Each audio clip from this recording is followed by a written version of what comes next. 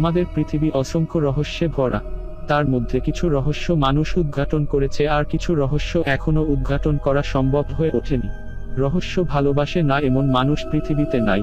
আর যদি সেটা হয় ভৌতিকতার কোনো রহস্য, তাহলে আর যেন কথাই নেই। ভৌতিক রহস্য নিয়ে বলতে গেলে বাংলাদেশের যেসব ভৌতিক স্থানের কথা না বললেই নয়, তার মধ্যে অন্যতম পুরাতন ঢাকার একটি গার্লস স্কুল, যার সামনে মধ্যরাতে একটি বউকে দেখা যায়। মহিলাটি পরনে একটি হলুদ শাড়ি থাকে বিধায় তাকে অনেকে দেখতে পারেন, কিন্তু মজার ব্যাপার হলো মেয়েটি কোথা থেকে আসে তা কেউই জানে না।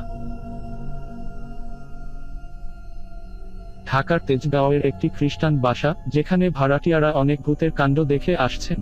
অনেকে রাতে সেই বাসার দোলনায় কাউকে দুলতে দেখে, সাথে বাড়িটির ছাদে হইচই শুনতে পায়, কিন্তু তৎক্ষণাৎ ছাদে গেলে কাউকেই দেখা যায় না।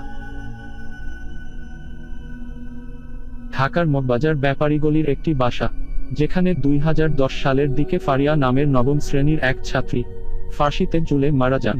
এরপর থেকে কেউ ওই বাসায় থাকতে পারে না, কারণ মধ্যরাতে মেয়েটির কান্না শুনতে পায় এবং তাকে বাসাটিতে দেখা যায়। ঢাকা এয়ারপোর্টের দাওয়াইন মাদ্রাসা, যার পুকুরে এক মায়ের এক ছেলে গোসল করতে পারে না, কারণ এমন কেউ যদি পুকুরে ডুব দেয় তাহলে কিছুক্ষণ পর তার মৃতদেহ ভেসে ওঠে। ঢাকা ক্যান্টনমেন্ট কচুক্ষি, যেখানে একটি বাড়ি আছে যেখানে কেউ 2 দিনে বেশি থাকতে পারেনি, কারণ সেই বাড়িতে মধ্যরাতে বাসার আসবাবপত্র সব এদিক ওদিক ওলট পালট হয়ে যায়। ঢাকার মগবাজারের 3 তলা একটি ভবন, সেই ভবনটি থেকে মধ্যরাতে ইট পাথর ঢিল পড়ত, এমনকি সেই ভবনের ছাদ রাত 9টায় বন্ধ করে দিত গার্ডরা। তবে এখন ভবনের পাশে বিলবোর্ড দেওয়ার কারণে সেখানে আর সমস্যা হয় না।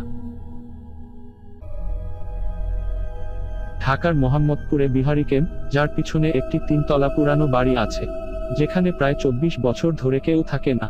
দরজার ফাঁকা দিয়ে ফ্ল্যাটগুলোর দিকে তাকালে ভাঙ্গা চেয়ারগুলো নড়তে দেখা যায়।